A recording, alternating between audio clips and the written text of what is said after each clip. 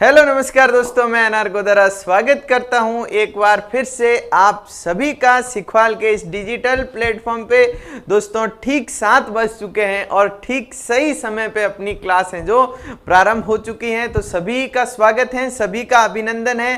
दोस्तों 7 बजे का समय आपको नोट करके रखना है। मैं वेटिंग पे संख्या देख पा रहा हूँ 17, 18, ये 50 तक होनी चाहिए। जो लोग रिकॉर्डेड इस क्लास को देखते हैं, जो लोग हैं जो बाद में इस क्लास को रिकॉर्डेड फॉर्मेट में देखते हैं डबल स्पीड करके, उनसे भी मेरा निवेदन है कि लाइव आने का प्रयास करिए, लाइव आते रहिए। लाइव आओगे तो अपना इंट्रोडक्शन होगा, अपना परिचय होगा, आपके कुछ सवाल होंगे, कुछ मेरे आंसर होंगे, कुछ शंकाओं का समाधान होगा।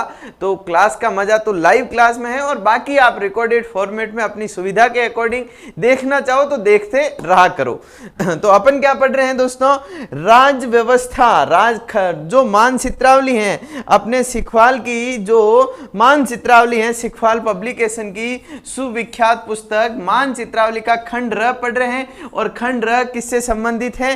राज व्यवस्था से संबंधित है। और जो आज अपना टॉपिक रहने वाला है वह कौन सा है? राज्य विधानमंडल। सिखवाल की इस मानचित्रावली पुस्तक को अपन शब्द से पढ़ रहे हैं। यह वाली पुस्तक आपको बाजार से ले आनी है। और दोस्तों आज जो अपन पढ़ रहे हैं पृष्ठ संख्या 237 पे आपको दिखाई दे रहा होगा, राज्य विधानमंडल अपन है जो पढ़ना प्रारंभ कर रहे हैं। थंबनेल पे भी आपको दिखाई दे रहा है राज्य विधानमंडल है जो अपन पढ़ना प्रारंभ कर रहे हैं। GM boss good evening. और हेमराज जी बहुत नियमित विद्यार्थी हैं।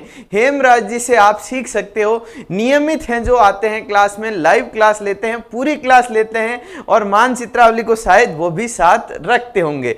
तो पढ़ना प्रारंभ कर रहे हैं, पढ़ना प्रारंभ कर रहे हैं। और आज का टॉपिक क्या है दोस्तों? आज का टॉपिक है आपके आज का टॉपिक दोस्तों थंबनेल पे आपने देख लिया, मैं यहाँ पे लिख देता हूं,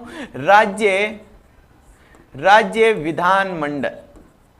विधानमंडल क्या है दोस्तों? राज्य विधानमंडल है जो अपना टॉपिक है। क्या है दोस्तों? राज्य विधानमंडल।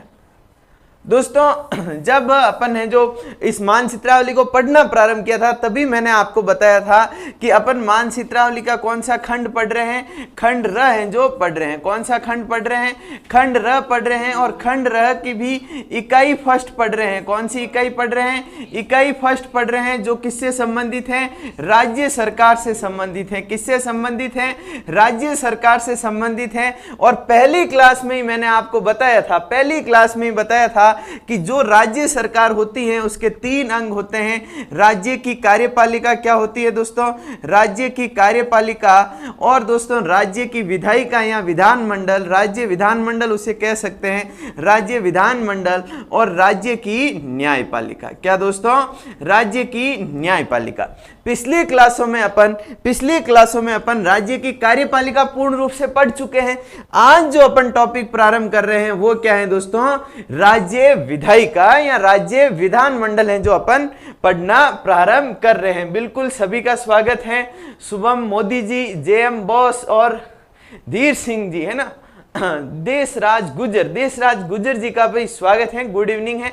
अब अपन है जो पढ़ाई पे फोकस करते हैं। 20-20 में मैं आपके कमेंट भी देखता रहूंगा। यदि आपका कोई जायज प्रश्न होगा, टॉपिक से संबंधित कोई आपका कंफ्यूजन होगा तो आप मुझे बेझिझक पूछ लीजिएगा, मैं क्लियर करने का प्रयास करूंगा। तो आज का जो अपना टॉपिक क्या है दोस्तों? राज्य विधानमंडल। हाँ, और दोस्तों एक बात आप नोट करके रख लो कि 8:15 पे आपकी जो ज्योग्राफी की क्लास है, सिखवाल सर की क्लास है, वो भी होने वाली है। तो आज अपन पढ़ेंगे राज्य विधानमंडल। क्या पढ़ेंगे?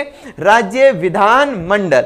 अपन ने दोस्तों पहली क्लास में ही जाना था कि राज्य विधानमंडल का विस्तार संविधान में कहां पे है? अनुच्छेद 168 से 213 तक है। तो अपन 168 से पढ़ना प्रारंभ करते हैं। लिखिए दोस्तों, राज्य विधानमंडल, राज्य विधानमंडल, राज्य विधानमंडल। क्या दोस्तों? राज्य विधानमंडल।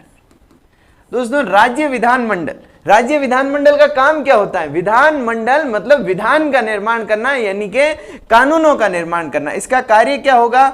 इसका कार्य होगा कानूनों का निर्माण। इतनी बात तो आप जानते ही हो, कानूनों का निर्माण करना या विधि का निर्माण करना। विधि का निर्माण है जो करना किसका काम होगा? राज्य विधानमंडल का काम होगा। और संविधान में इसका पहला अनुच्छेद कौन सा है? संविधान में इसका पहला अनुच्छेद है 168। कौन सा अनुच्छेद है? 168। 168 क्या कहता है? प्रत्येक राज्य का, क्या दोस्तों? प्रत्येक राज्य का एक विधानमंडल होगा, एक विधानमंडल होगा। अनुच्छेद 168 क्या कहता है कि प्रत्येक राज्य का एक विधानमंडल है जो होगा, क्या होगा दोस्तों? प्रत्येक राज्य का एक विधानमंडल होगा। उस विधानमंडल में शामिल कौन कौन होगा? तो दोस्तों जो अनुच्छेद 168 है वही क्या कहता है कि प्रत्येक राज्य का एक विधानमंडल तो होगा, परंतु उस विधानमंडल में शामिल किसे किसे किया जाएगा? इस संदर्भ में अनुच्छेद 168 में ही कहा गया है कि उस विधानमंडल में एक विधान परिषद होगी, विधान परिषद होगी। क्या होगी दोस्तों? विधान परिषद होगी। और दोस्तों दूसरा एक और सदन होगा, वो कौन सा होगा दोस्तों? विधानसभा होगा। क्या होगा दोस्तों? विधानसभा होगा। और दोस्तों विधान परिषद और विधानसभा, इन दो सदनों के अलावा विधानमंडल में राज्यपाल को भी शामिल किया जाएगा। किसे किया जाएगा? बहुत इंपॉर्टेंट बात है, जो राज्यपाल होता है वह राज्य विधानमंडल का एक अंग होता है। यह बात है जो ध्यान में रखना। मानचित्रावली तो नहीं है सर, लेकिन जल्दी ले आऊंगा, हाँ, पर ले आना जरूर है ना। जो भी आप लोग क्लास ले रहे हो, यदि आप मानचित्रावली को लेके बैठोगे, जो जो मैं बता रहा हूं उस पे अंडरलाइन करते रहोगे, तो मुझे लगता है कि आपको चीजों को एब्जॉर्व करने में ज्यादा सुविधा रहेगी। बिल्कुल ममता जी, वेरी गुड इवनिंग, आप बहुत अच्छा पढ़ाते हो। थैंक यू ममता जी, आप समय समय पे हमें ऐसे ही मोटिवेट करते रहा करो। तो अपन बात कर रहे हैं अनुच्छेद 168 की, कि प्रत्येक राज्य का एक विधानमंडल होगा। उस विधानमंडल में विधान परिषद होगी, राज्यपाल होगा और विधानसभा होगी। जो राज्यपाल होता है अपन सभी जानते हैं, राज्यपाल को तो कौन नियुक्त करता है? राष्ट्रपति नियुक्त करता है, राष्ट्रपति नियुक्त करता है। इतनी बात तो अपन जानते हैं, राज्यपाल पूरा पढ़ के आए हैं अपन। परंतु जो विधान परिषद होती है और जो विधानसभा होती है, जो विधान परिषद होती है और जो विधानसभा होती है, ये क्या होती हैं दोस्तों? निर्वाचित होती हैं। ये क्या होती हैं दोस्तों? निर्वाचित होती हैं। ये ध्यान में रखना। तो अपने विधानमंडल का एक प्यारा सा डायग्राम बन गया। वो यूं का यूं डायग्राम आपको मानचित्रावली में भी देखने को मिलेगा। विधानमंडल में विधान परिषद, विधानसभा और राज्यपाल। विधानमंडल का काम क्या? कानून बनाना। इन तीनों से मिलकर के एक विधानमंडल बनता है। एक तो राज्यपाल हो गया और दो सदन हो गए, एक विधान परिषद हो गया और एक विधान सभा हो गया। एक बात मैं खास बात बताऊं दोस्तों, ये जो विधानसभा है, ये जो आपको विधानसभा उल्लेखित मिल रही है, यह विधानसभा तो क्या है? यह विधानसभा तो जितने भी राज्य हैं भारत के, जैसे भारत के 28 राज्य हैं और 3 केंद्र शासित प्रदेशों में विधानमंडल हैं। एक बात बता दूं मैं आपको, भारत के 28 राज्य और 3 केंद्र शासित प्रदेश, 3 यूटी में क्या है? विधानमंडल है। अनुच्छेद 168 कह रहा है प्रत्येक राज्य में एक विधानमंडल होगा। तो भारत के 28 राज्य, उनमें तो विधानमंडल है ही है, साथ में 3 केंद्र शासित प्रदेशों में भी क्या है? विधानमंडल है। तो जो विधानसभा है वो तो क्या? जरूरी सदन है। वो क्या है दोस्तों? जरूरी सदन है। जो विधानमंडल के 2 सदन होते हैं, इनमें से विधानसभा क्या है? जरूरी सदन है। यानी कि भारत के 28 राज्य और 3 केंद्र शासित प्रदेशों में विधानसभा तो है ही है, परंतु जो विधानमंडल का दूसरा सदन है विधान परिषद, ये जरूरी नहीं है। ये किसी राज्य में हो सकता है, किसी राज्य में नहीं भी हो सकता है। यह जरूरी नहीं, लिख दो आप, जरूरी नहीं। तो एक बात अपन समझे कि विधानमंडल के जो 2 सदन होते हैं, विधान परिषद और विधानसभा, विधानसभा जरूरी है। मतलब जिस भी राज्य में विधानमंडल होगा उसमें विधानसभा तो होगी होगी, परंतु विधान परिषद जरूरी नहीं है कि वो होगी। कुछ राज्यों में हो सकती है, कुछ राज्यों में नहीं हो सकती। आगे अपन चर्चा करेंगे कि किन किन राज्यों में विधान परिषद है और किन किन राज्यों में विधान परिषद नहीं है। वैसे तो राज्य विधानमंडल केंद्रीय विधानमंडल की तरह 2 सदन का है, परंतु जैसे केंद्र में राज्यसभा है, वही स्थिति यहाँ पे विधान परिषद की है, परंतु राज्यसभा अनिवार्य है। परंतु यहाँ पे विधान परिषद किसी राज्य में हो सकती है, किसी राज्य में नहीं हो सकती। देखिए दोस्तों, जो आपके भारत के जो राज्य हैं, भारत के जो 28 राज्य हैं, भारत के 28 राज्यों में से 22 राज्यों और 3 केंद्र शासित प्रदेश, केंद्र शासित प्रदेश, 3 केंद्र शासित प्रदेशों में क्या है दोस्तों, 22 राज्यों और 3 केंद्र शासित प्रदेश यानी कि यूटी, उनमें केवल विधानसभा ही है, केवल विधानसभा है, विधानसभा है, मतलब उनमें दूसरा सदन विधान परिषद नहीं है। परंतु भारत के 6 राज्य, कितने 6 राज्य ऐसे हैं जिनमें विधानसभा भी है, जिनमें विधानसभा भी है और जिनमें क्या है दोस्तों, विधान परिषद भी है, विधान परिषद भी है, विधान परिषद भी है दोस्तों। 6 राज्य ऐसे हैं जिनमें विधानसभा भी है, विधान परिषद भी है, यानी कि 6 राज्य ऐसे हैं जिनमें विधानमंडल कैसा है, द्विसदनीय है। विधानमंडल कैसा है दोस्तों, जिनमें विधानमंडल है जो द्विसदनीय है, ये ध्यान में रखना। अब वो 6 राज्य कौन कौन से हैं, बिल्कुल सही कह रहे हैं पूनम जी कि 6 राज्यों में क्या है, विधान परिषद है। दोबारा समझाओ सर, एक बार फिर से। अशोक जी आप है ना इस क्लास को रिकॉर्डेड फॉर्मेट में दोबारा देख लेना, समझ में आ जाएगी, मजाक करने में भी हद करते हो, ठीक है। तो भारत के 6 राज्य ऐसे हैं जिसमें विधानसभा भी है और विधान परिषद भी है। एक बात समझ में आई, तो वो कौन से हो गए, उनमें कौन सी विधानसभा, विधानमंडल की प्रकृति क्या हो गई, द्विसदनीय हो गई। परंतु भारत के 22 राज्य और 3 केंद्र शासित प्रदेश ऐसे हैं जिनमें सिर्फ क्या है, सिर्फ और सिर्फ विधानसभा है, तो वो क्या हो गई, एक सदनीय हो गए। तो उनमें विधानमंडल कैसा हो गया, एक सदनीय हो गया, ये ध्यान में रखना है। 3 केंद्र शासित प्रदेश कौन से हैं, तो मैं बता दूं, एक तो दिल्ली, उसमें विधानसभा है, एक पौंडुचेरी और एक अभी जम्मू कश्मीर में अभी चुनाव तो नहीं करवाए, परंतु जब भी चुनाव होंगे तब एक विधानसभा वहां पे भी होगी। तो 3 केंद्र शासित प्रदेश ऐसे हैं जिसमें विधानसभा है, तो और 6 राज्य ऐसे हैं जिसमें विधान परिषद और विधानसभा दोनों हैं। कौन कौन से हैं मैं उल्लेखित कर दूं आपके सामने। पहला तो कौन सा हो गया दोस्तों, महाराष्ट्र हो गया, महाराष्ट्र हो गया। एक बात और साथ साथ में लिख दो दोस्तों, एक बात और साथ साथ में लिख दो कि महाराष्ट्र में जो विधान परिषद है उसमें सदस्य संख्या कितनी है, उसमें 78 सदस्य हैं। और दूसरा राज्य हो गया आपके महाराष्ट्र का ही पड़ोसी कर्नाटक हो गया, कर्नाटक हो गया।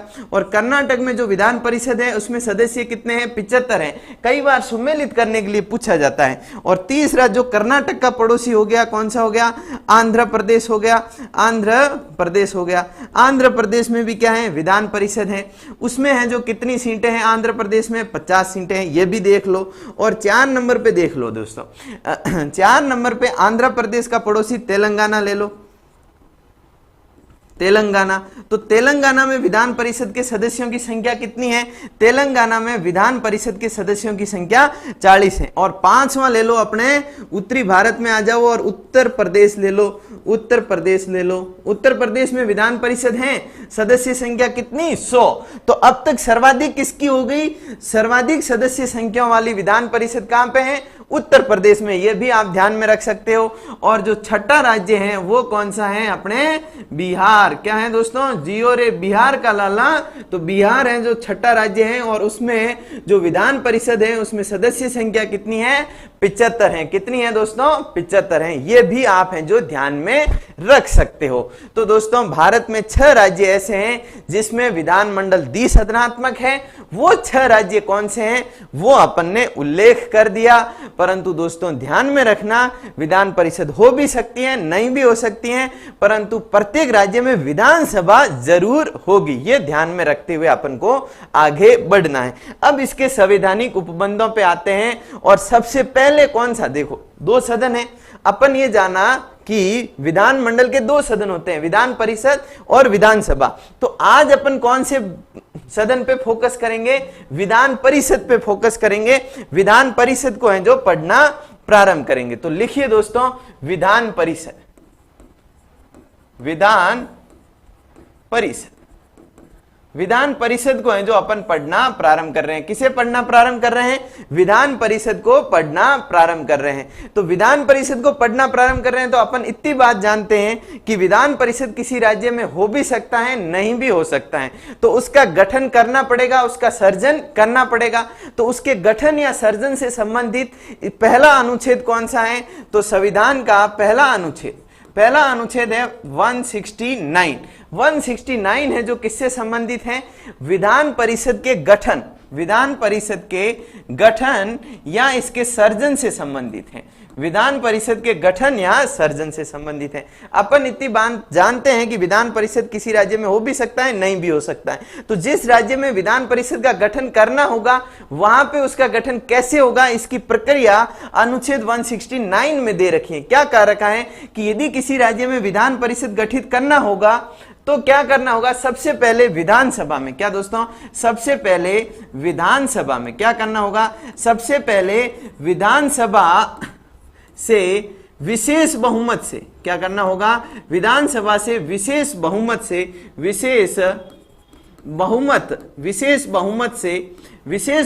क्या करना होगा? विधानसभा से विशेष बहुमत से एक संकल्प पारित करना होगा।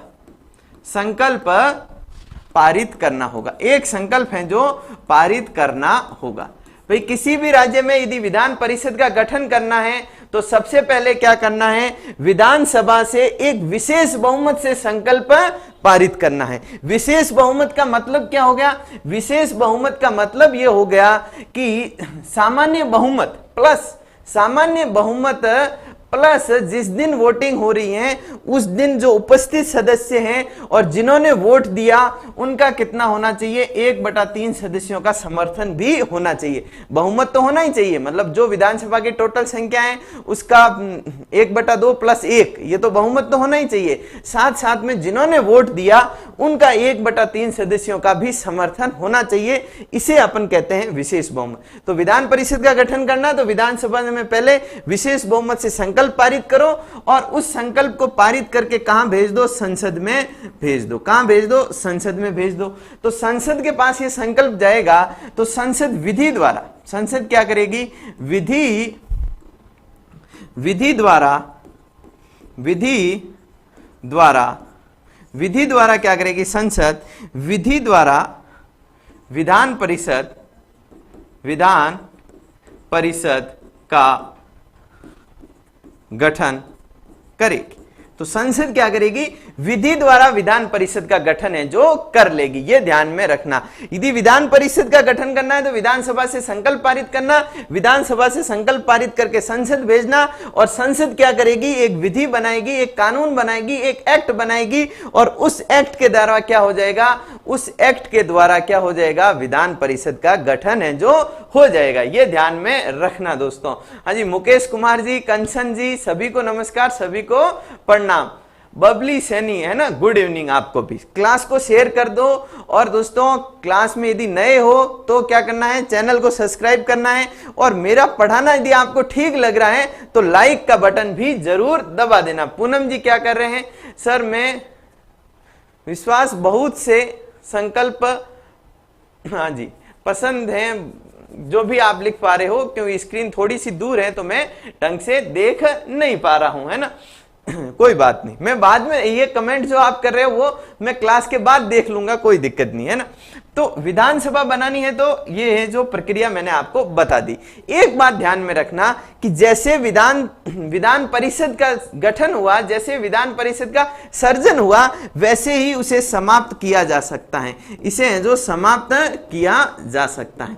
मतलब दोस्तों विधान जो परिषद है, विधान परिषद ये उच्च सदन है, एक तो ये उच्च सदन है और क्या है दोस्तों, ये स्थायी सदन है। स्थायी सदन है, ये उच्च सदन है, स्थायी सदन है। स्थायी सदन का मतलब क्या हो गया? इसे भंग नहीं किया जा सकता। विधान परिषद को भंग नहीं किया जा सकता, परंतु विधान परिषद को समाप्त किया जा सकता है। विधान परिषद को समाप्त कैसे किया जाएगा? जैसे इसको गठित किया वैसे ही इसे समाप्त किया जा सकता है। यानी कि विधानसभा क्या करेगी? विधानसभा संकल्प पारित करेगी, संसद को भेजेगी, संसद विधि द्वारा उसे समाप्त कर देगी। उदाहरण के लिए दोस्तों, पहले एक तमिलनाडु राज्य हुआ करता था। क्या हुआ करता था? तमिलनाडु राज्य हुआ करता था, उसमें विधान परिषद हुआ करती थी, विधान परिषद है जो उसमें हुआ करती थी, परंतु वहां की विधानसभा ने कहा कि हमें विधान परिषद नहीं चाहिए, तो उस विधान परिषद को क्या कर दिया गया, समाप्त है जो कर दिया गया। हाँ जी, फिजिकल एजुकेशन आपका नमस्कार स्वीकार कर लिया गया है, आपका है जो मैसेज हम तक प्राप्त हो गया है, ठीक है, हाय हेलो बाय, है ना, ठीक है। तो अनुच्छेद 169 को देख लिया कि विधान परिषद का सर्जन कैसे होगा, विधान परिषद का गठन कैसे होगा, इस बात की है जो अपन ने चर्चा कर ली। अब देखते हैं कि यदि किसी राज्य में विधान परिषद का गठन हो गया, किसी राज्य में क्या हो गया, विधान परिषद का गठन हो गया, तो उस विधान परिषद में सदस्य संख्या कितनी होगी, उस विधान परिषद के सदस्यों का निर्वाचन कैसे होगा, यदि मनोनीत होगा तो उनको मनोनीत कैसे किया जाएगा, इस बात की है जो चर्चा करते हैं। यानी कि दोस्तों अपन चर्चा करते हैं विधान परिषद की संरचना पे, किस पे चर्चा करते हैं, विधान परिषद की संरचना यानी कि उसके स्ट्रक्चर पे हैं जो चर्चा करते हैं। विधान परिषद की संरचना से संबंधित यदि आपको अनुच्छेद पूछा जाए तो अनुच्छेद कौन सा है, 171 है, अनुच्छेद ध्यान में रखना, अनुच्छेद कौन सा है, 171 है।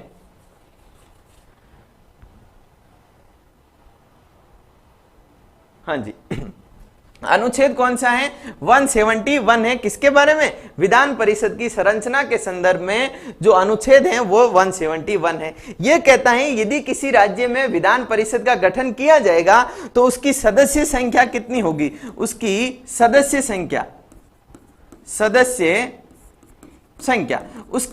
संख्या कितनी होगी, इस बारे में जो अनुच्छेद है 171 क्या कहता है, इस बारे में अनुच्छेद 171 कहता है कि उस राज्य की जो विधानसभा होगी, विधानसभा की जो कुल सदस्य संख्या होगी, विधानसभा की जो कुल सदस्य संख्या होगी, उस कुल सदस्य संख्या का 1/3 होगी, 1/3 होगी। जो अनुच्छेद 171 है इसका क्लोज 1 क्या कहता है कि जो विधान परिषद किसी राज्य में गठित होगी तो उसकी सदस्य संख्या कितनी होगी, तो जिस भी राज्य में विधान परिषद गठित हो रही है उस राज्य में विधानसभा होगी कि नहीं होगी, होगी। तो विधानसभा की जो कुल सदस्य संख्या है उसका 1/3 जितना होगा उतनी ही है जो इसकी सदस्य संख्या होगी, है ना, इतनी तो होगी अधिकतम, ये तो अधिकतम हो गई, परंतु 40 से कम है जो नहीं होगी, 40 से कम नहीं होगी, 40 से कम नहीं होगी। यह बात भी कहां पे उल्लेखित है, यह बात भी अनुच्छेद 171 के क्लोज 1 में ही है। उदाहरण से मैं आपको समझा देता हूं, जैसे ए राज्य है, उसमें विधानसभा के सदस्यों की संख्या कितनी, 200, तो यदि उसमें विधान परिषद बनानी हो तो उस विधान परिषद की सदस्य संख्या कितनी होगी, तो विधानसभा की सदस्य संख्या 200, तो उसका 1/3 निकाल दो, 1/3 निकाला तो कितना निकल गया, 200 का 1/3 66 हो गया, 0.66। तो उस राज्य की विधान परिषद की सदस्य संख्या कितनी होगी, 66 होगी। परंतु यदि किसी राज्य की विधानसभा की सदस्य संख्या 100 हो तो उसका यदि 1/3 निकालेंगे तो कितना निकलेगा, 33.33 निकलेगा। तो ये क्या हो गया, 40 से कम हो गया। तो उस राज्य की विधान परिषद की सदस्य संख्या कितनी होगी, 40 होगी, क्योंकि किसी भी हालत में 40 से कम तो नहीं होगी, परंतु अधिकतम कितनी होगी, 1/3, जो कुल विधानसभा की सदस्य हैं उसकी 1/3 ही होगी। हाँ विवेक सच्ची जी, स्वागत है आपका। सर जी, विधान परिषद सदस्य का चुनाव प्रत्यक्ष रूप से होता है या अप्रत्यक्ष रूप से? बड़ा बेहतरीन सवाल है।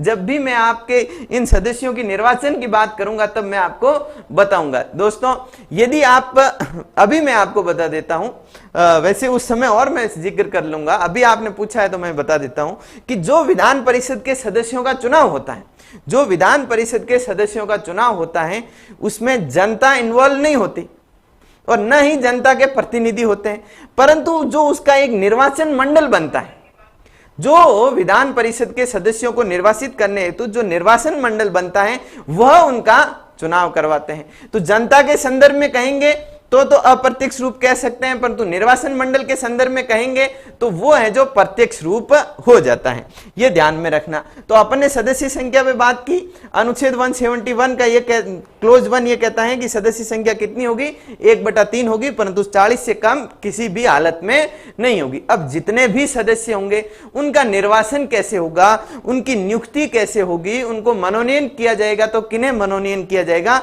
इस बात की चर्चा कर लेते हैं। सदस्यों का निर्वाचन, सदस्यों के निर्वाचन पे प्रश्न भी आ रहा है विवेक जी का, तो अब है जो निर्वाचन पे बात कर लेते हैं। अनुच्छेद कौन सा है सदस्यों के निर्वाचन से संबंधित, अनुच्छेद 171 का क्लोज 3 है।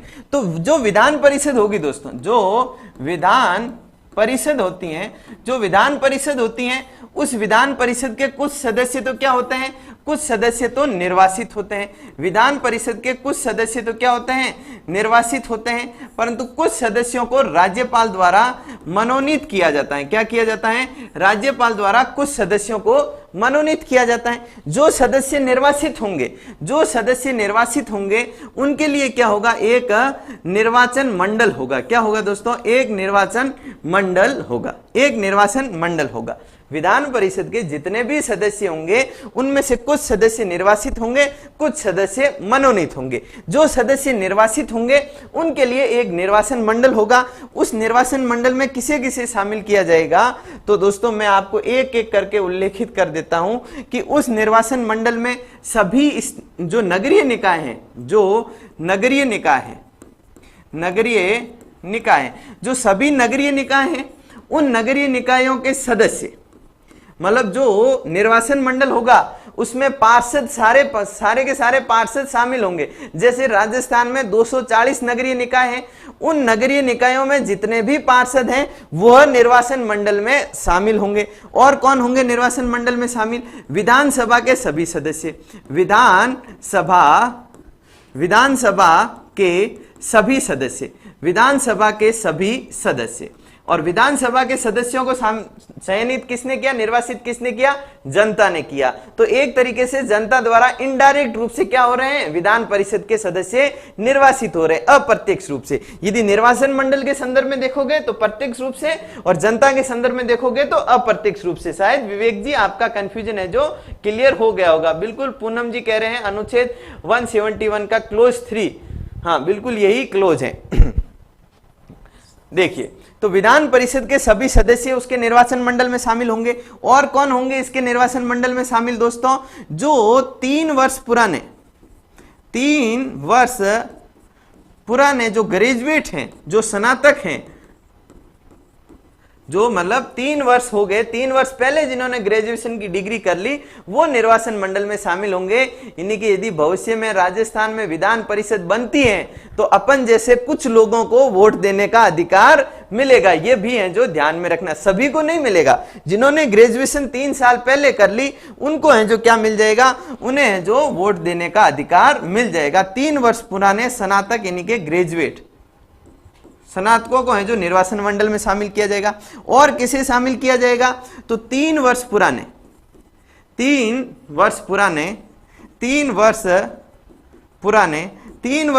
कौन दोस्तों, 3 वर्ष पुराने माध्यमिक और उच्च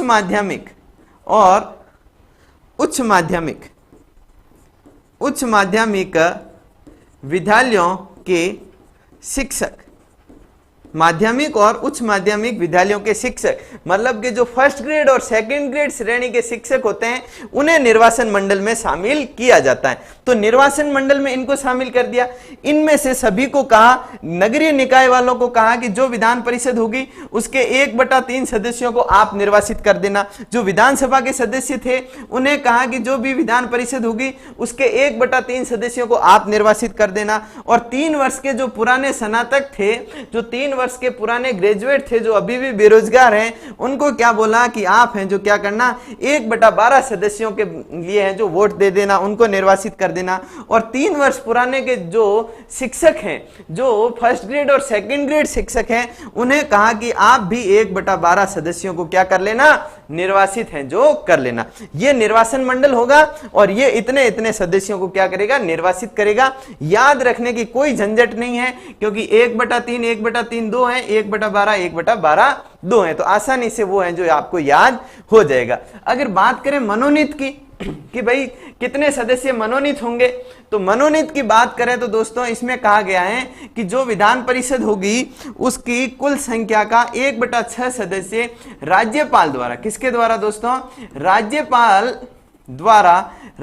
द्वारा क्या होंगे, मनोनीत होंगे, मनोनीत होंगे, राज्यपाल द्वारा हैं जो मनोनीत होंगे। अब राज्यपाल क्या करेगा, इन्हें मनोनीत कर देगा, यानी कि नाम निर्दिष्ट कर देगा। अब पर नाम निर्दिष्ट करेगा किसे राज्यपाल, किसी को भी तो उठा के करेगा नहीं, कुछ तो क्वालिफिकेशन चाहिए ना, तो क्वालिफिकेशन भी बता रखी है, अनुच्छेद 171 के 5 में बता रखी है। कहां, कौन से क्लोज में बता रखी है, 71 के 5 में बता रखी है। और कहा गया है कि राज्यपाल उन्हें ही मनोनीत करेगा जो कला के एक्सपर्ट रहे हो, कला में विशेष ज्ञान और अनुभव रहा हो, जिन्हें साहित्य में विशेष ज्ञान और अनुभव रहा हो, साहित्य में विशेष ज्ञान और अनुभव रहा हो, जिन्हें दोस्तों सहकारिता में या समाज सेवा में, जिन्हें समाज सेवा में विशेष ज्ञान और अनुभव रहा हो, जिन्हें सहकारिता आंदोलन का कुछ अनुभव रहा हो, सहकारिता आंदोलन का अनुभव रहा हो, या वो क्या हो, विज्ञान के सेक्टर के एक्सपर्ट हो, यानी कि इसरो का वैज्ञानिक क्या बन सकता है,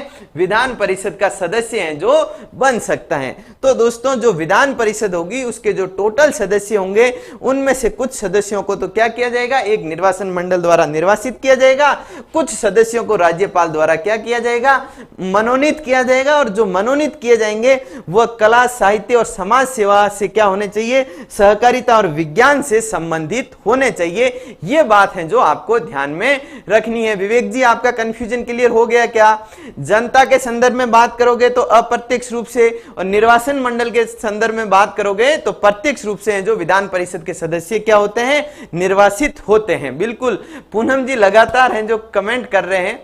हाँ जी, बिल्कुल बिल्कुल सही कह रहे हो। अनुच्छेद 174 171 के क्लोज 5 में है जो इनके बारे में उल्लेख किया गया है। बिल्कुल सही कह रहे हो पूनम जी आप। आगे बढ़ते हैं। अब अपन ने किसकी चर्चा कर ली कि सदस्यों का निर्वाचन कैसे होगा, सदस्यों की निर्वाचन के बारे में बात कर ली, परंतु जो सदस्य निर्वासित हो रहे हैं या जो सदस्य मनोनीत हो रहे हैं उनकी कुछ योग्यता तो चाहिए ना, कुछ बेसिक क्वालिफिकेशन तो चाहिए ना। क्या आप और मैं कोई भी खड़ा होकर के कहे कि मैं तो विधान परिषद के सदस्यों का चुनाव लड़ रहा हूं, क्या सिर्फ इंसान होना ही क्वालिफिकेशन है या और कोई क्वालिफिकेशन निर्धारित है? तो दोस्तों संविधान इस बारे में क्वालिफिकेशन निर्धारित करता है, कुछ योग्यताओं को है जो निर्धारित करता है। जी देखते हैं कौन सी योग्यताएं। तो विधान परिषद का सदस्य बनने हेतु योग्यताएं, योग्यताओं की यदि अपन चर्चा करें, विधान परिषद का सदस्य बनने हेतु कौन सी योग्यताएं चाहिए, इस पे यदि अपन चर्चा करें तो दोस्तों इस संदर्भ में अनुच्छेद कौन सा है, अनुच्छेद 173 है। कौन सा अनुच्छेद है? अनुच्छेद 173 है, जो विधान परिषद के सदस्यों की योग्यता के बारे में उल्लेख करता है। और उसमें कहा गया है कि यदि किसी व्यक्ति को विधान परिषद का सदस्य बनना है तो पहली बात तो उसे क्या होना चाहिए, भारत का नागरिक होना चाहिए, भारत का नागरिक होना चाहिए।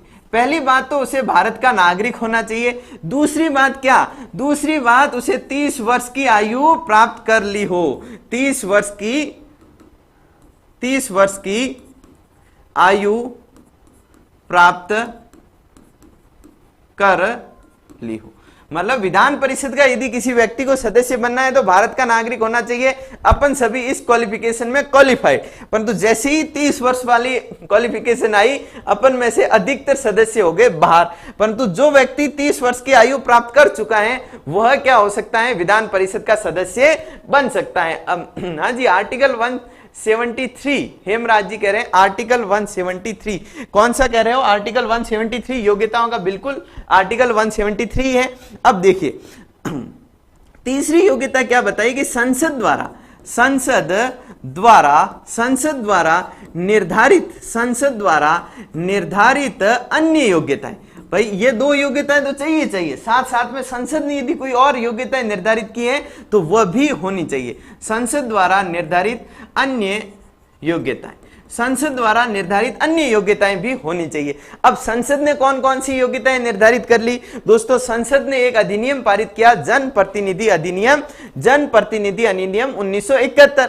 इसके तहत कहा कि यदि कोई जनप्रतिनिधि बनना चाहता है तो वो तो पागल नहीं होना चाहिए, वो दिवालिया नहीं होना चाहिए, वो विकृत नहीं होना चाहिए, और दोस्तों वह किसी लाभ के पद पे नहीं होना चाहिए। तो ये योग्यताएं भी विधान परिषद का सदस्य बनने के लिए जरूरी है दोस्तों। ये बात भी आपको है जो ध्यान में रखनी है। अनुच्छेद 173 में क्या कहा गया है कि विधान परिषद का सदस्य बनने के लिए कौन सी योग्यताएं चाहिए? तो योग्य व्यक्तियों का निर्वाचन होगा या योग्य व्यक्तियों का क्या होगा? मनोनयन होगा, और वो कहां पहुंचेंगे? विधान परिषद में पहुंच जाएंगे। एक अनुच्छेद 173 के क्लोज 2 प्लस अदर क्वालिफिकेशन, बिल्कुल सही बात कह रहे हो पूनम जी, आपने तो क्या संविधान को बिल्कुल अंगुलियों पे याद कर रखा है।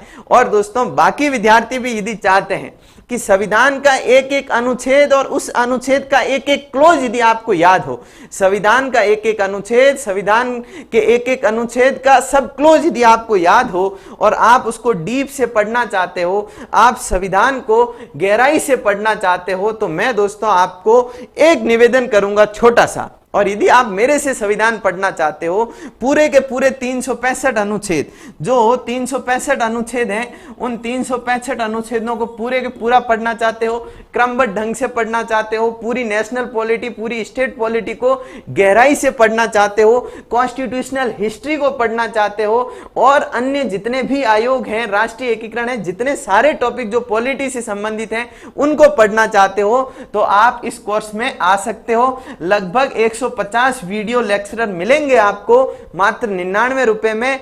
आप उस कोर्स में आइए और संविधान में अपना हाथ बेहद मजबूत करिए। दोस्तों मैं इतना विश्वास दिलाता हूं कि यदि आप इस कोर्स में पूरे 150 वीडियो देख लेते हो, सुन लेते हो, समझ लेते हो, तो आपको भविष्य में यदि कहीं पॉलिटी पढ़ानी होगी तो भी आपको कोई झिझक नहीं होगी, कोई घबराहट नहीं होगी, आत्मविश्वास के साथ पढ़ा पाओगे। पूरी मेहनत की जा रही है इस कोर्स में। यहां पे तो अपन कितना पढ़ रहे हैं, यहां पे तो अपन एग्जाम ओरिएंटेड कंटेंट पढ़ रहे हैं और जो मानचित्रावली में लिखा गया उसके अकॉर्डिंग पढ़ रहे हैं, परंतु इस कोर्स में जो सिखवाल की राज व्यवस्था की पुस्तक है उसके अकॉर्डिंग पढ़ा जा रहा है। ये भी है जो आप ध्यान में रखना। यदि आप पढ़ना चाहो तो उस कोर्स को ज्वाइन कर सकते हो। सिखवाल का जो ऑनलाइन प्लेटफॉर्म है, Sikhwal online hub, Google play store से डाउनलोड कर लो और इस कोर्स को ज्वाइन कर लो। अब अपन है जो वापस पढ़ना प्रारंभ करते हैं। कई लोग नाराज हो जाते हैं कि भाई सर पढ़ाते पढ़ाते बीच में ऐड क्यों कर रहे हैं। तो बात हम क्या कर रहे हैं, विद्यार्थियों के लिए मेहनत कर रहे हैं, और मेहनत विद्यार्थियों तक पहुंचे तभी तो वो सार्थक है। कोई बहुत बड़ा शुल्क नहीं है, सिर्फ सर्वर चार्ज है। जो इस स्टूडियो को मेंटेन करने के लिए सर्वर चार्ज की जरूरत होती है, उतना ही शुल्क रखा गया उस कोर्स का। कोई व्यावसायिक उद्देश्यों से वो कोर्स लॉन्च नहीं किया गया है, सिर्फ आपके हितों के लिए वो कोर्स लॉन्च किया गया है। हाँ जी, तो अपन क्या पढ़ रहे थे, अपन कहां तक पहुंच गए थे? अपन है जो दोस्तों, ये उल्टा कैसे चल रहा है, हाँ, योग्यताओं को है जो अपन ने देख लिया था। योग्यताओं को अपन ने देख लिया। अब योग्य व्यक्तियों को विधानसभा में, विधान परिषद में निर्वाचित कर लिया जाएगा। अब विधान परिषद में जब निर्वाचित होंगे या मनोनीत होंगे तो उनको शपथ दिलाई जाएगी कि नहीं दिलाई जाएगी? तो विधान परिषद के सदस्यों की शपथ के बारे में अपन बात करते हैं। किसके बारे में बात करते हैं? विधान परिषद के सदस्यों की शपथ के बारे में बात करते हैं। शपथ के लिए कौन सा अनुच्छेद है, ध्यान में रखना दोस्तों, अनुच्छेद है विधान परिषद या विधानसभा दोनों के लिए एक ही अनुच्छेद ध्यान में रखना, अनुच्छेद 88। कौन सा अनुच्छेद है? अनुच्छेद 188 है, जो क्या कहता है कि जो विधान परिषद के सदस्य होंगे, जो विधान परिषद के जो सदस्य होंगे, विधान परिषद के जो सदस्य होंगे उन्हें शपथ कौन दिलाएगा? राज्यपाल दिलाएगा। कौन दिलाएगा दोस्तों? उन्हें शपथ राज्यपाल दिलाएगा या राज्यपाल अपने किसी प्रतिनिधि के माध्यम से दिलाएगा। राज्यपाल या तो स्वयं शपथ दिला देगा या किसी प्रतिनिधि के माध्यम से, या किसी प्रतिनिधि, या किसी प्रतिनिधि के माध्यम से अपन ऐसे लिख दें, या अपने प्रतिनिधि के माध्यम से, या अपने प्रतिनिधि के माध्यम से। तो वो जो विधान परिषद के जो सदस्य होंगे उनकी शपथ के बारे में उल्लेख कहां पे है? अनुच्छेद 188 में है। क्या कहा गया? विधान परिषद के सदस्यों को शपथ राज्यपाल या तो स्वयं दिलाएगा या अपने प्रतिनिधि के माध्यम से है जो वह शपथ दिलाएगा। अब आपको कमेंट बॉक्स में यह बताना है कि जो विधान परिषद के सदस्य हैं उनकी शपथ का प्रारूप कहां पे उल्लेखित है। देखते हैं जो कौन है जो बता पाता है। 2 पल का स्वागत है। पल 2 पल की जिंदगी, पल 2 पल के लिए ही क्लास में आते हैं, हमेशा लगातार नहीं रहते हैं, पल 2 पल के लिए क्लास में आते हैं, एक कमेंट करके वापस चले जाते हैं। नियमित रहा करो क्लास में, नियमित आया करो और पूरी क्लास को लाइव है जो लिया करो। अब मेरा जो प्रश्न है कि विधान परिषद के सदस्यों को जो शपथ दिलाई जाती है उस शपथ के प्रारूप का उल्लेख कहां पे है आपको कमेंट बॉक्स में है जो बताना है। दोस्तों शपथ की अपन ने बात कर ली। अब वो शपथ ले लेंगे तो क्या कर लेंगे? पद ग्रहण कर लेंगे। पद ग्रहण करने के बाद वो कब तक विधान परिषद के सदस्य रहेंगे? कब तक विधान परिषद के सदस्य रहेंगे? यानी कि उनके कार्यकाल पे बात करते हैं। किस पे बात करते हैं? उनके कार्यकाल पे हैं जो बात करते हैं। किनके कार्यकाल पे बात करते हैं? जो विधान परिषद के सदस्य होंगे उनका कार्यकाल कितना होगा उस पे है जो अपन चर्चा करते हैं। कार्यकाल की यदि अपन चर्चा करें दोस्तों, विधान परिषद के सदस्यों की कार्यकाल की चर्चा करें तो दोस्तों इतनी बात तो आप जानते होंगे कि जो विधान परिषद है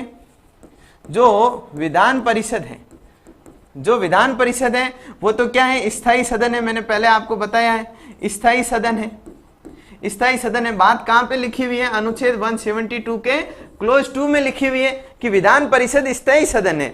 यानी कि ये कभी क्या नहीं होता? ये कभी भंग नहीं होता। यानी कि जो व्यक्ति विधान परिषद का एक बार सदस्य बन गया वह हमेशा के लिए क्या विधान परिषद का सदस्य बना रहेगा? नहीं बना रहेगा। इसके संदर्भ में कहा गया कि भले ही विधान परिषद क्या है? स्थायी सदस्य हैं, परंतु उसके जो सदस्य होंगे वो 6 वर्ष के लिए चुने जाएंगे। जो भी सदस्य या तो मनोनीत हुए हो या निर्वासित हुए हो वह कितने समय तक पद ग्रहण करने से लेकर के 6 वर्ष तक है जो उनका कार्यकाल रहेगा। तो अब आपके दिमाग में प्रश्न ये आएगा कि 6 वर्ष बाद जब सबका कार्यकाल समाप्त हो जाएगा तब वो विधान परिषद स्थायी कैसे रहेगा? वो स्थायी तो रह ही नहीं पाएगा क्योंकि 6 वर्ष बाद कार्यकाल समाप्त हो गया, विधान परिषद खाली हो गया। अब वो स्थायी कैसे रहा? बिना सदस्यों का कैसा विधान परिषद? तो इन सभी का एक साथ कार्यकाल समाप्त नहीं होता। जितने सदस्य हैं वो रहते 6 वर्ष के लिए, परंतु इन सभी का एक साथ कार्यकाल समाप्त नहीं होता। इनके बारे में कहा गया है कि प्रत्येक 2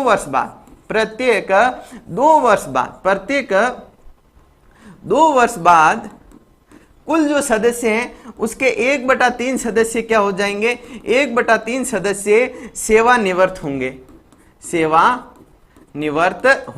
1/3 सदस्य हैं जो सेवानिवृत्त होंगे और दोस्तों उसकी जगह नए चुनाव होंगे। मतलब कभी भी विधान परिषद के सभी सदस्य एक साथ घर नहीं जाएंगे।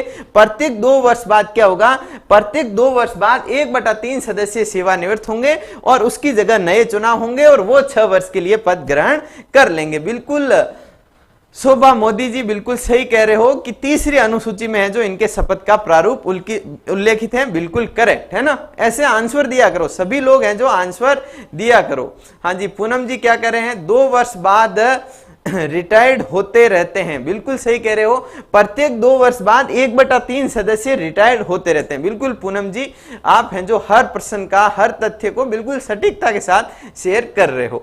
हाँ जी, अब कार्यकाल पे अपन ने चर्चा कर ली कि कार्यकाल इनका इतना होगा, परंतु यदि किसी विधान परिषद का सदस्य को लगे कि मुझे है जो इस विधान परिषद में नहीं रहना, मुझे इस 6 वर्ष के कार्यकाल से पहले ही पद छोड़ के जाना है, तो यदि उसे पद छोड़ के जाना है तो उसे त्याग पत्र देना होगा। तो त्याग पत्र से संबंधित अपन है जो बात कर लेते हैं। यदि किसी विधान परिषद के सदस्य को क्या देना हो?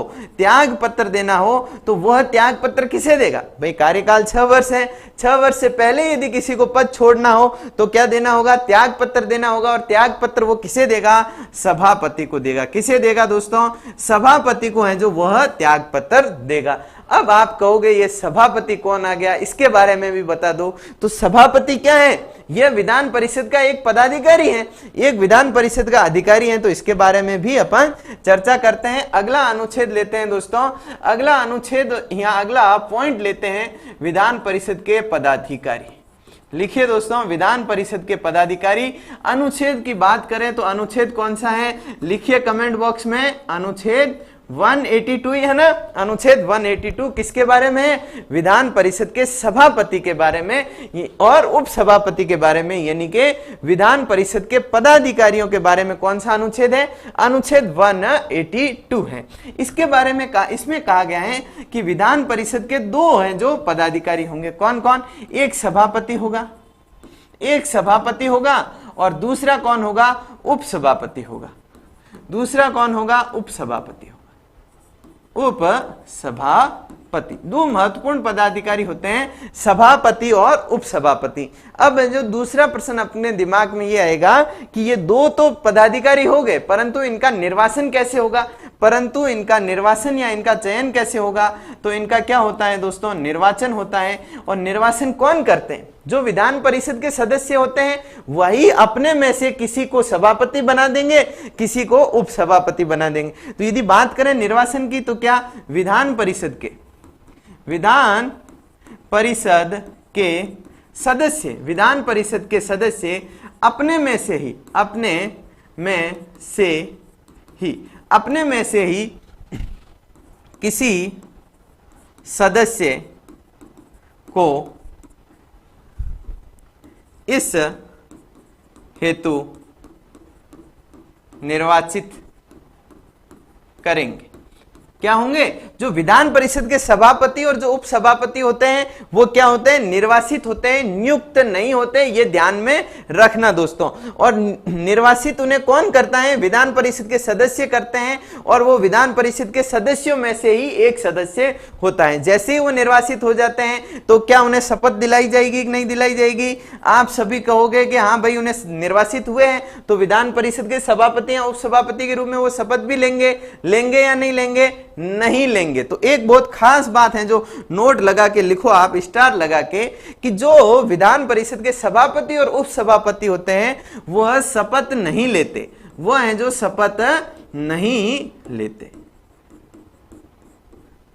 वो शपथ क्यों नहीं लेते कि जो विधान परिषद और विधान परिषद के सभापति उपसभापति होते हैं उनके लिए कोई शपथ का उल्लेख ही नहीं है। वो बस जो सदस्य के रूप में शपथ लेते हैं वही उनकी शपथ होती है, अलग से वो कोई शपथ है जो नहीं लेते। अपने में से ही किसी एक को सभापति और उपसभापति चयनित करते हैं। बिल्कुल सही कह रहे हो पूनम जी आप, ठीक है। वो शपथ नहीं लेते क्योंकि वो सदस्य जो बने थे तब इन्होंने जो शपथ ली थी, जो राज्यपाल ने अनुच्छेद 188 के तहत जो इन्हें शपथ दिलाई थी वही शपथ लेते हैं, कोई नई शपथ है जो वह नहीं लेते। अब अपन बात करते हैं कि जो ये सभापति होंगे, जो उपसभापति होंगे, उनका कार्यकाल कितना होगा। उनका कार्यकाल कितना होगा, तो कार्यकाल होगा दोस्तों 6 वर्ष। कितना होगा, जितना सदस्यों का कार्यकाल होता है उतना ही इनका कार्यकाल होगा। 6 वर्ष के लिए ये हैं जो पद ग्रहण करेंगे। और यदि कार्यकाल की अपन ने बात की, किसी को 6 वर्ष से पहले ही पद छोड़ना हो तो त्याग पत्र देना होगा, त्याग पत्र देना होगा। और ये त्याग पत्र किसे देंगे, तो सभापति तो उपसभापति को दे देगा और उपसभापति किसे देगा, सभापति को दे देगा। मतलब जो सभापति, जो उपसभापति होगा, उपसभापति होगा, जो उपसभापति होगा वो त्याग पत्र किसे देगा, सभापति को देगा। मतलब ये आपस में त्याग पत्र देते हैं, सभापति को देगा। और जो सभापति होगा, जो सभापति होगा वो त्याग पत्र किसे देगा, उपसभापति को देगा। किसे देगा, उपसभापति को है जो वह त्याग पत्र देगा। यानी कि जो विधान परिषद के सभापति और उपसभापति होते हैं, यदि उन्हें कार्यकाल पूर्ण करने से पहले ही पद त्यागना हो तो ये आपस में एक दूसरे को त्याग पत्र दे देते हैं। अभी ऐसा मान लो कि विधान परिषद के जिन सदस्यों ने अपने में से ही किसी को क्या किया, अपने में से ही किसी को विधान परिषद का सभापति या उपसभापति नियुक्त किया, निर्वाचित किया। अब परंतु बाद में विधान परिषद के सदस्यों को ऐसा लगे कि यार हमने किसी गलत आदमी को सभापति या उपसभापति बना दिया, अब इसे पद से हटाना चाहिए। तो पद से हटाने के लिए क्या प्रक्रिया है उस पे जो अपन चर्चा कर लेते हैं। किसे पद से हटाने के लिए, सभापति या उपसभापति को पद से हटाने की क्या प्रक्रिया है उस पे चर्चा करते हैं। मतलब त्याग पत्र, कार्यकाल पूर्ण करने से पहले वो त्याग पत्र देके मुक्त हो सकते हैं या फिर कार्यकाल पूर्ण करने से पहले उन्हें पद से हटाया जा सकता है। हटाया जा सकता है। यदि उन्हें पद से हटाना होगा तो क्या करना होगा, पहले उन्हें 14 दिन पहले नोटिस देना होगा, पहले 14 दिन पहले यह सूचना देनी होगी कि सभापति महोदय या उपसभापति महोदय, अब हम नहीं चाहते कि आप विधान परिषद के सभापति या उपसभापति रहो, इसलिए आपके विरुद्ध हटाने का संकल्प है जो विधान परिषद में लाया जाएगा, आप जरा है जो अपनी तैयारी करके रखना। तो पहले तो क्या होगा, 14 दिन क्या जी दी जाएगी, 14 दिन पूर्व सूचना दी जाएगी। 14 दिन की क्या होगी दोस्तों, पूर्व सूचना होगी, पूर्व सूचना दी जाएगी। और पूर्व सूचना देने के बाद विधान परिषद में क्या होगा, विधान परिषद में एक बहुमत से क्या होगा, संकल्प पारित होगा। और संकल्प जैसे ही पारित होगा, यदि विधान परिषद के सभापति के विरुद्ध आया है तो सभापति घर जाएंगे, यदि उपसभापति के विरुद्ध आया है तो उपसभापति घर जाएंगे। तो यदि उन्हें पद से हटाना हो तो क्या करना होगा, 14 दिन पहले सूचना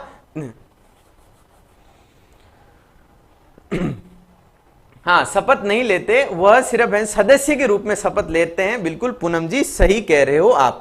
ठीक है दोस्तों, तो अपन ने जो विधान परिषद के पदाधिकारी हैं उनके बारे में चर्चा कर ली, 2 पदाधिकारियों के बारे में चर्चा की, एक है सभापति, दूसरे उपसभापति। निर्वाचन सदस्य अपने में से ही एक सदस्य को सभापति बनाते हैं, एक को उपसभापति बनाते हैं। ये शपथ नहीं लेते, ये 6 वर्ष के लिए कार्यकाल ग्रहण करते हैं। कार्यकाल को पूर्ण करने से पहले यदि त्याग पत्र देना होता है तो ये आपस में त्याग पत्र देते हैं, और यदि उन्हें पद से हटाना है तो 14 दिन पूर्व सूचना देके बहुमत से संकल्प पारित करके उन्हें पद से हटाया जा सकता है।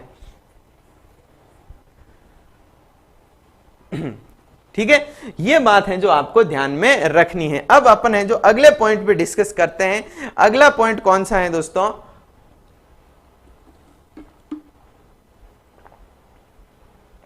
आपके ऐप के ऐड में कहा कि ऐप की सारी किताबें निःशुल्क पढ़ने को मिलेगी, एक भी बुक नहीं मिल रही है, बेरोजगारों के साथ धोखा। ऐसी बातें मत करिए। कहा क्या गया कि आने वाली जितनी भी पुस्तकें हैं, जैसे मानचित्रावली आपको निःशुल्क पढ़ाई जा रही है, आने वाली जितनी भी पुस्तकें हैं उन सभी को निःशुल्क पढ़ाया जाएगा, बिना किसी लाग लपेट के, बिना किसी झिझक के, बिना किसी किंतु परंतु के। ये कहा गया कि सारी पुस्तकें निःशुल्क पढ़ाई जाएगी तो पढ़ाई जाएगी, परंतु आने वाली सभी पुस्तकें निःशुल्क पढ़ाई जाएगी। अभी तो ये मानचित्रावली आई है पहली बुक, मानचित्रावली के बाद जो भी बुक आएगी उसे यूट्यूब पे, ऐप पे, दोनों जगह निःशुल्क पढ़ाया जाएगा। आप यूट्यूब से जुड़िए, यूट्यूब पे क्लासें लीजिए, जैसे मानचित्रावली की ले रहे हो। इसके बाद यदि जो मैं पढ़ा रहा हूं उसकी पीडीएफ चाहिए, आपको पैनल पीडीएफ चाहिए, तो एप्लीकेशन पे जाइए। एप्लीकेशन पे जो मैंने क्लासें मानचित्रावली की ली हैं और जो सिखवाल सर ने क्लासें ली हैं, उन सारी की सारी जो पीडीएफ है वो आपको एप्लीकेशन पे मिल जाएगी। मतलब जो वादा किया है तो धोखा नहीं किया है, वादा किया है तो निभाया जाएगा। आप बिल्कुल निश्चिंत रहिए, है ना, बिल्कुल ही घबराइए मत, बिल्कुल ही ऐसी वैसी बातें ना करें। अब अपन है जो अपनी क्लास को कंटिन्यू रखते हैं। अब बात करते हैं कि जिस विधान परिषद की अपन बात कर रहे हैं उस विधान परिषद का कोरम क्या होगा, उस विधान परिषद का कोरम या गणपूर्ति क्या होगी। गणपूर्ति, कोरम या गणपूर्ति की है जो अपन चर्चा करते हैं। किसकी चर्चा करते हैं, कोरम या गणपूर्ति की है जो अपन चर्चा करते हैं। कोरम और गणपूर्ति, पहली बात तो अपन को यह पता होना चाहिए कि होता क्या है कोरम और गणपूर्ति। तो दोस्तों मैं आपको बता दूं कि जब भी विधान परिषद की कोई भी बैठक बैठेगी, भाई विधान परिषद क्या है, विधानमंडल का ही एक सदन है। विधानसभा और विधान परिषद दोनों क्या हो गए, विधानमंडल का एक सदन हो गया। तो विधानमंडल का जब भी सत्र आयोजित होगा तो विधानसभा के साथ साथ यदि विधान परिषद है तो उसका भी सत्र आयोजित होगा, उसकी भी बैठक बैठेगी, उसके भी सदस्य आएंगे और विधेयकों पर विचार विमर्श करेंगे। तो जब भी विधान परिषद की बैठक होगी तब वो बैठक कम से कम कितने सदस्य उसमें उपस्थित होंगे तब प्रारंभ होगी।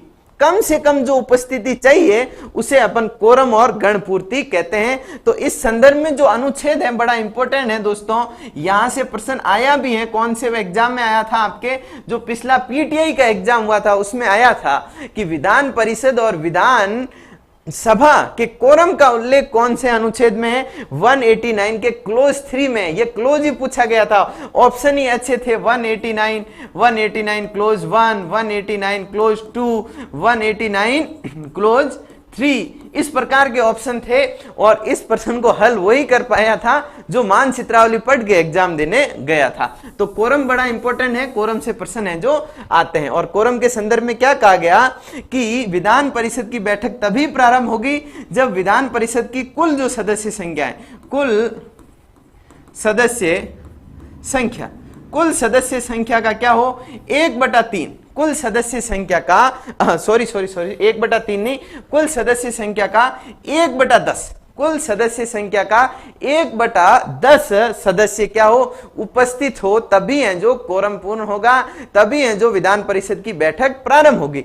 या तो 1/10 या फिर क्या दोस्तों 10 सदस्य। और इन दोनों में से जो ज्यादा होगा, जो अधिक होगा, वो कोरम मान्य होगा। जो अधिक होगा वही है जो कोरम मान्य होगा। ये बात भी है जो आपको ध्यान में रखनी है। यानी कि विधान परिषद की कोई बैठक कब प्रारंभ हो पाएगी?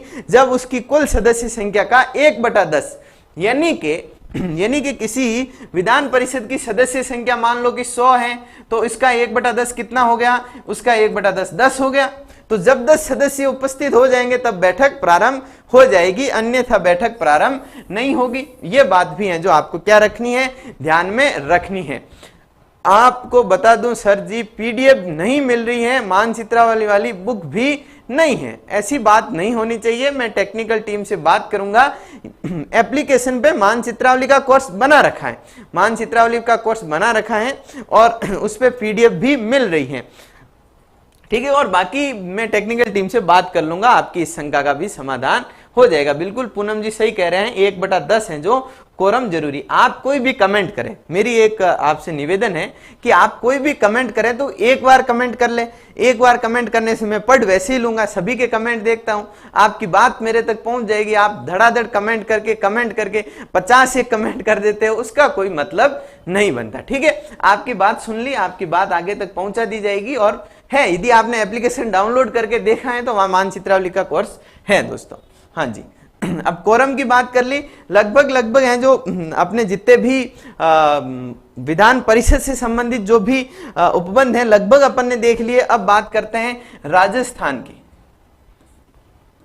राजस्थान में विधान परिषद गठित हो रही है कि नहीं हो रही है, इसकी चर्चा करते हैं। राजस्थान में विधान परिषद, अब आप सभी को पता है कि विधान परिषद में कुल सदस्य कितने हो सकते हैं, क्या उपबंध है, ये बात आप सभी जानते हो। अब सभी के सभी जितने भी लोग इस क्लास को ऑनलाइन देख रहे हैं, अभी लाइव देख रहे हैं, सभी कमेंट बॉक्स में एक बार लिख के बताएंगे कि यदि राजस्थान में विधान परिषद गठित होती है तो उसमें सदस्य संख्या कितनी होगी। आपको है जो क्या करना है, कमेंट बॉक्स में है जो इसका उल्लेख करना है। देखते हैं, यदि किसी ने क्लास को ध्यान से सुना है, ध्यान से समझा है, मैंने जो कंसेप्ट बताए उसको समझने का प्रयास किया है, तो आसानी से आप बता दोगे कि यदि राजस्थान में विधान परिषद गठित होती है तो उसकी सदस्य संख्या कितनी होगी। मैं आपके कमेंट का इंतजार करता हूं और उससे पहले है जो कुछ बातें बताता हूं। तो दोस्तों आप सभी जानते हो अनुच्छेद 1 जो 69 है वो क्या कहता है, इसकी चर्चा मैंने आपको की कि यदि किसी राज्य में विधान परिषद का गठन करना होगा तो सबसे पहले संकल्प कहां से पारित करना होगा, विधानसभा से करना होगा। कहां से करना होगा, विधानसभा से करना होगा। और राजस्थान की विधान परिषद की गठन हेतु राजस्थान की जो विधानसभा है उसने संकल्प पारित कर लिया दोस्तों, विशेष बहुमत से पारित कर लिया। कब किया, 12 अप्रैल को किया। कब किया, 12 अप्रैल 2012 को है जो संकल्प पारित किया। और आप सभी जानते हो अनुच्छेद 169 क्या कहता है कि विधानसभा यदि विशेष बहुमत से संकल्प पारित करेगी, वह संकल्प पारित राजस्थान की विधानसभा ने कर लिया, वह संकल्प फिर कहां जाएगा, संसद में जाएगा। वह संकल्प संसद में जाएगा और राजस्थान की विधान परिषद वाला जो संकल्प है वो संसद में गया।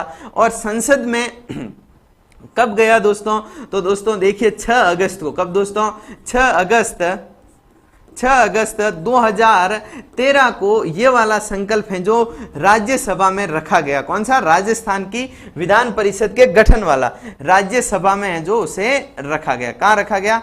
राज्यसभा में है जो उसे रखा गया, परंतु वो राज्यसभा से पारित नहीं हो पाया। वो राज्यसभा से है जो पारित नहीं हो पाया, इसलिए राजस्थान की विधान परिषद का गठन अभी तक नहीं हुआ। तो राजस्थान में यदि विधान परिषद का गठन होगा तो उसकी सदस्य संख्या कितनी होगी?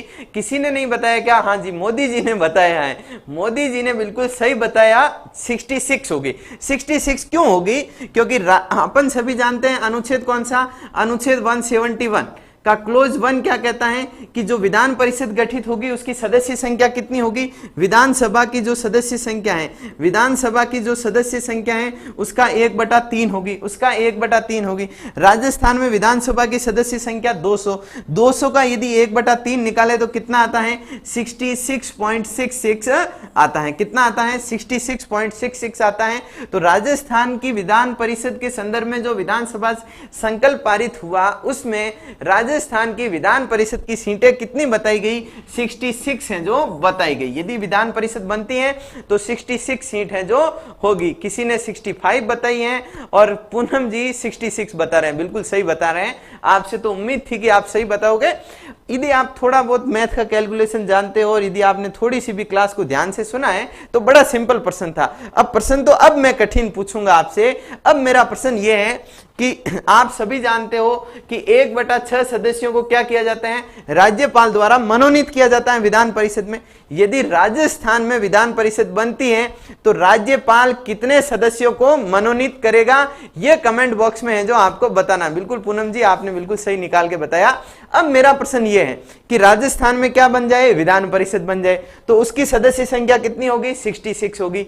तो अपन ये जानते हैं कि जो अनुच्छेद है कौन सा? 171 का क्लोज 3 है, वो कहता है कि विधान परिषद की कुल सदस्य संख्या का 1/6 सदस्य राज्यपाल द्वारा मनोनीत किया जाएगा। तो राज्यपाल कितने सदस्यों को मनोनीत करेगा ये आपको है जो बताना है। बिल्कुल 2 पल ने भी सही आंसर दिया है। मतलब आज 2 पल पूरी क्लास है जो ले रहे हैं। आज 2 पल के लिए 2 पल नहीं आए, आज इन्होंने पूरी क्लास ली है और आंसर भी सही दिया है। ताज्जुब की बात है ना। बिल्कुल मोदी जी का सही आंसर आया है 11। राज्यपाल कितने सदस्यों को मनोनीत करेगा? 11 सदस्यों को मनोनीत करेगा। तो विधान परिषद से संबंधित यदि आपका कोई भी डाउट रह गया हो, कोई भी प्रश्न रह गया हो तो आप कमेंट बॉक्स में मुझे पूछ सकते हो। आप हेल्पलाइन नंबर पे संपर्क कर सकते हो। मेरे से किसी भी प्रकार का आप प्रश्न पूछ सकते हो। आप प्रश्न पूछिए, मैं आपको संतुष्ट करने का प्रयास करूंगा और कल ठीक 7 बजे फिर से मिलने का है जो आपसे प्रयास करूंगा। तो दोस्तों 7 बजे का समय नोट करके रखना है। रोज 7 बजे अपने मान चित्रावली का खंड र अपन पढ़ रहे हैं। और दोस्तों अभी आपको कहीं नहीं जाना है, सिर्फ चाय पीनी है और सिर्फ पानी पीना है और क्या करना है? 8:15 पे फिर से क्लास लेने आ जाना है, क्योंकि शिखवाल सर की क्लास होने वाली है। किसकी क्लास होने वाली है? 8:15 पे राजस्थान ज्योग्राफी की शिखवाल सर की क्लास होने वाली है। आज आपको अंतरराज्यीय सीमा के बारे में बताया जाएगा। अंतरराष्ट्रीय सीमा के बारे में बता दिया और बताया तो सभी की आंखें भी खुल गई। और आज क्या होगा? अंतरराज्यीय सीमाओं के बारे में बताया जाएगा। यानी कि राजस्थान और हरियाणा की सीमा कितने किलोमीटर है, पंजाब की सीमा कितने किलोमीटर है, राजस्थान के कौन कौन से जिले हरियाणा से लगते हैं, राजस्थान के कौन कौन से जिले मध्य प्रदेश से लगते हैं। इस प्रकार की सारी बातों की चर्चा आज की क्लास में रहेगी। तो शिखवाल सर की क्लास आने वाली है, उसका इंतजार करिए, उससे जुड़िए और मुझे इजाजत दीजिए। बहुत बहुत धन्यवाद।